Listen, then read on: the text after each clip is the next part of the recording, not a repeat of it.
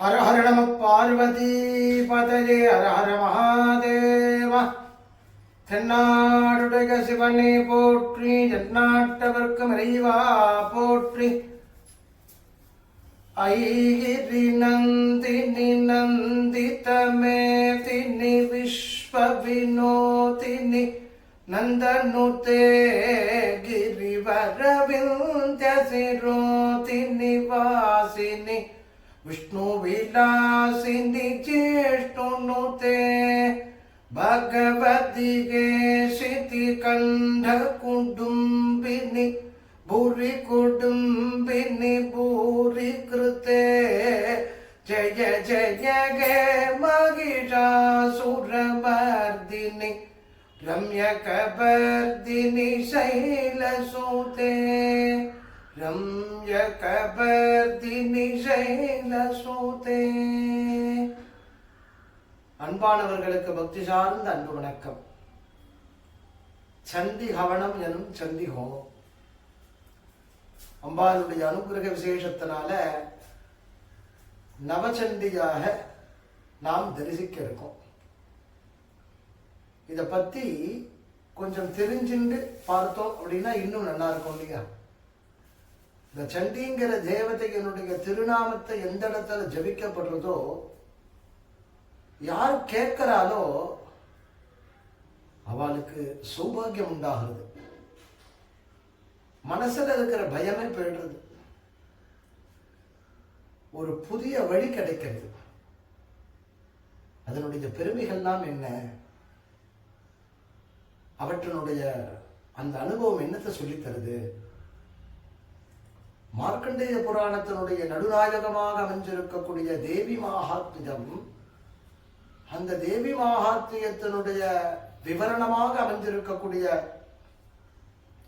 ஆகுதியாக கொடுக்கக்கூடிய சண்டி ஹோமம், அவற்றை பற்றி முதல்ல தெரிஞ்சுப்போம், அதோடு சேர்ந்து அனுபவிப்போம். பார்க்கலாம் அழகாக. ஹர ஹர நம பார்வதி பதயே ஹர ஹர மகாதேவ. தென்னாடுடைய சிவனே போற்றி, ஜன்னாட்டவர்க்கு இறைவா போற்றி. அறிவார் பராசக்தி ஆனந்தம் என்பார், அறிவார் பராசக்தி அறிவுரு என்பார்,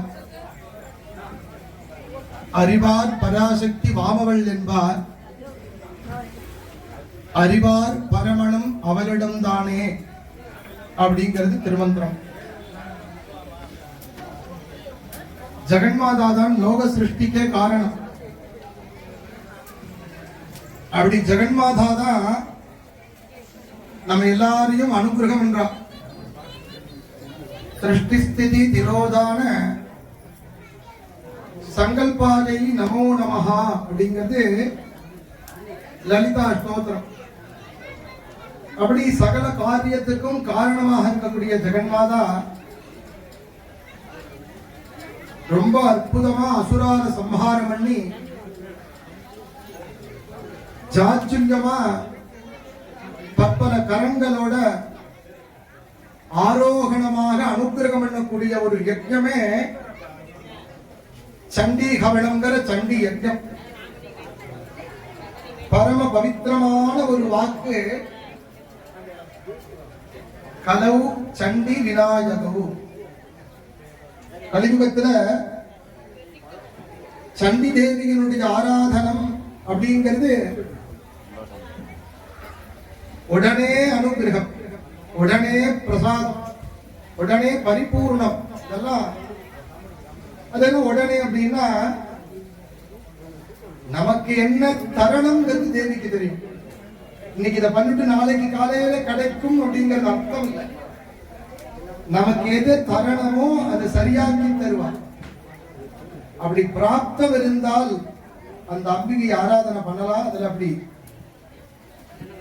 எப்படி கீதாச்சாரியனுடைய வாக்காக இருக்கக்கூடிய பகவத்கீதையானது 700 பதங்களோட 700 ஸ்லோகங்களோட அமைஞ்சிருக்கோ, அது மாதிரி மார்க்கண்டேய புராணத்துல அத்யுதமா நடுநாயகமா மந்திர ராஜாவாக 700 மந்திரமாக போற்றப்படுறது. வேத மந்திரத்துக்கு ஒப்பானது, ஆனால் ஸ்தோத்திரமா வந்திருக்கு. மெதுவா சொல்ல சொல்ல சொல்ல சொல்ல சொல்ல சொல்ல சொல்ல பழகி குருவை பக்கத்துல வச்சுட்டு அப்படி பண்ணிட்டே வரத்தே என்ன ஆயிடுறதுன்னா எது வேணுமோ அதை கொடுத்துருவா. ஒரு குழந்தை அடர்த்தே அந்த குழந்தைக்கு என்ன வேணும் அப்படின்னு அந்த அம்மா கிட்டக்க போய் அந்த குழந்தையை எடுத்து தன்னுடைய மடியில வச்சு அதுக்கு ஸ்தண்டபாரத்துல பால் கொடுத்து அதனுடைய பசியை எப்படி தீர்க்கிறாளோ அப்படி ஜெகன்மாதாவாகப்பட்டவள் இந்த மந்திரங்களை அசுரர்களை ஒத்தொத்தரா சம்ஹாரம் என்று வரத்தே அவர் ஒவ்வொரு ரூபமா எடுக்கிறதே, ஒவ்வொரு அத்தியாயத்துல ஒவ்வொரு பேர் கொண்டு வரத்தே, அவருடைய ரூபங்கள்ல ஒன்னொன்னா அப்படி அப்படியே படிக்கட்டுல ஏறிட்டு வரும்போது அவள் பண்ணக்கூடிய அந்த வைபவம் ரொம்ப அபாரமானது. அப்படி அந்த அபாரமாக அனுக்கிரகம் பண்ணி தரக்கூடிய மந்திர ரூபமா இருக்கிறத பாராயணம் பண்ணிருக்கா. அந்த பாராயணம் எந்த அளவுக்கு பண்றோமோ அதுல ஒரு பாகம் யஜ்ஞம் பண்ணணும். அதுல அந்த யஜ்ஞத்துல 13 அத்தியாயங்கள். அந்த அத்தியாயங்களுக்கு ஒரு அத்தியாயத்திற்கு ஒரு பேர் இருக்கு.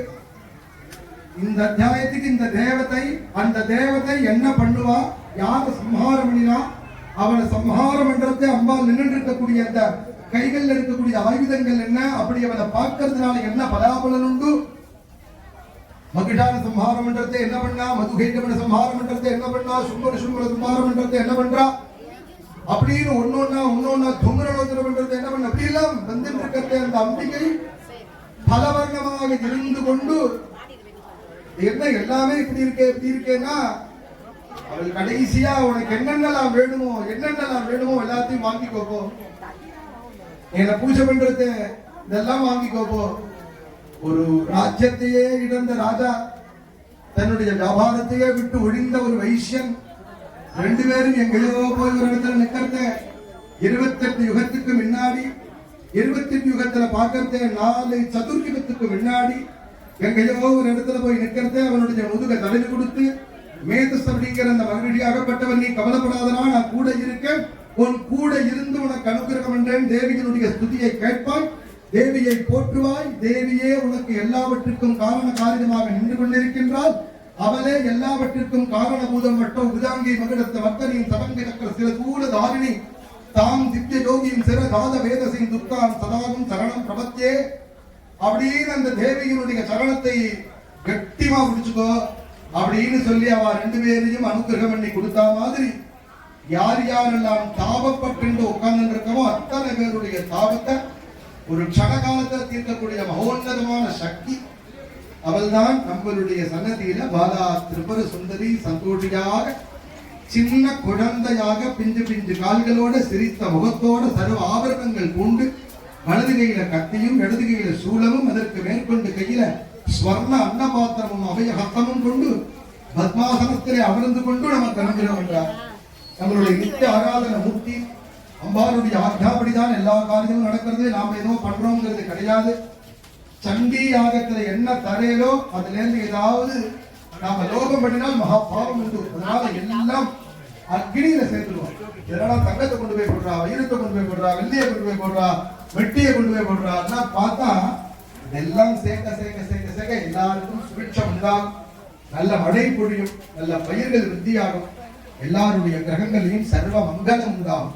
அப்படி சர்வ மங்களத்தை அனுகிரகம் பண்ணி தரக்கூடிய ஜெக தேவியாக